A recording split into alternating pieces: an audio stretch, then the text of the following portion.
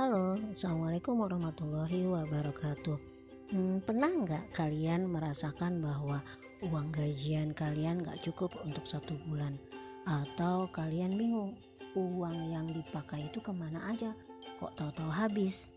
Nah, saat ini saya akan mencoba membantu kalian mengatur keuangan supaya nggak lagi tekor di akhir bulan.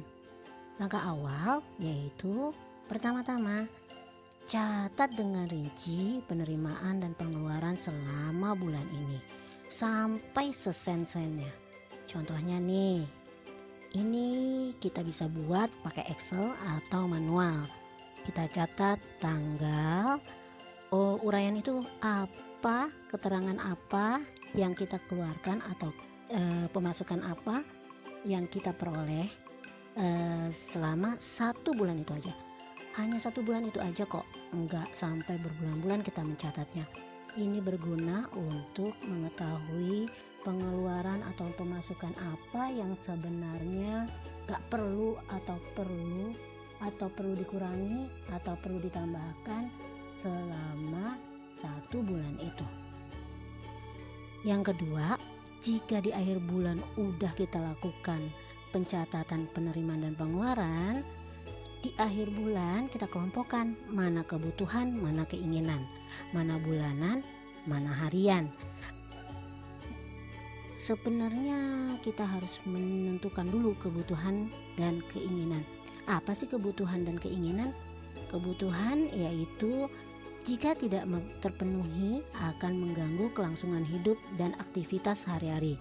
Contoh, makan bukan makan sembarangan, tapi makan menu seimbang, itu merupakan kebutuhan. SPP anak sekolah atau PLN listrik, gak mungkin kan kita gelap-gelapan. Kalau keinginan ya adalah biasanya dipengaruhi oleh perasaan, pendapat, dan pandangan pribadi.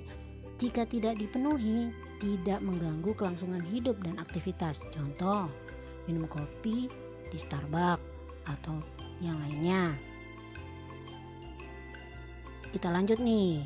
Setelah kita mengelompokkan menjadi kebutuhan dan keinginan dan mana bulanan mana harian, kita lihat saldo akhir. Kalau di akhir tekor, artinya kita harus mengatur bagaimana cara ada uang sisa untuk menabung atau bagaimana cara ada uang sisa sampai akhir bulan supaya kita nggak pinjam sana sini atau terlilit hutang. Yang kedua, jika lebih, kita bisa lanjut dengan mengatur bagaimana menabung. Kita tahu sendiri kan, menabung itu fungsinya adalah untuk memenuhi kebutuhan besar kita di masa yang akan datang. Misalnya kita punya keinginan untuk naik haji, beli rumah, dan sebagainya. Setelah itu, jika tekor, apa yang harus kita lakukan adalah pertama, perbesar penerimaan dengan cara mencari penghasilan tambahan. Kalau kita nggak mampu mencari penghasilan tambahan, ya terpaksa mengurangi pengeluaran. Mengurangi pengeluaran itu apa aja ya bisa dilakukan? Yang paling utama adalah mengurangi pengeluaran bersifat keinginan.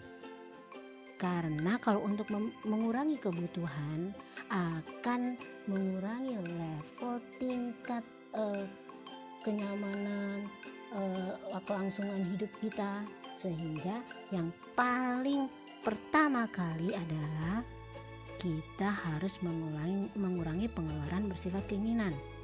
Contohnya yaitu tadi seperti nggak lagi kita minum di Starbucks.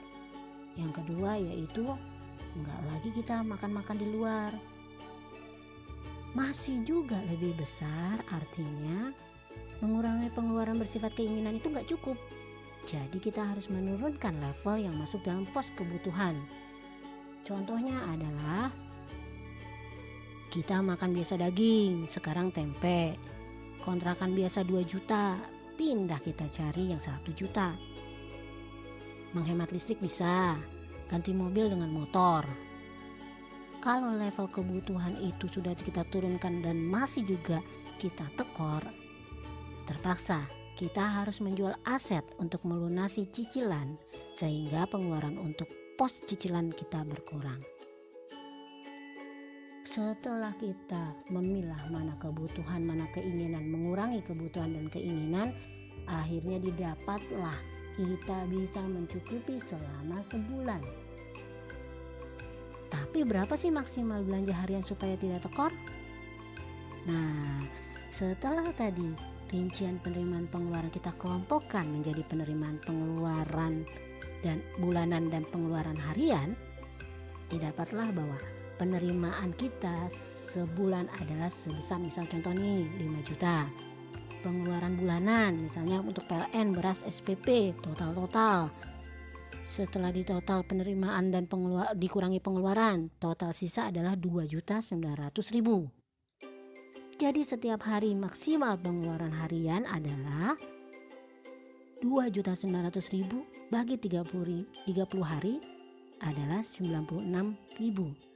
Artinya untuk pengeluaran harian kita tidak bisa lebih dari 96.000 atau nanti di akhir bulan akan terjadi tekor lagi.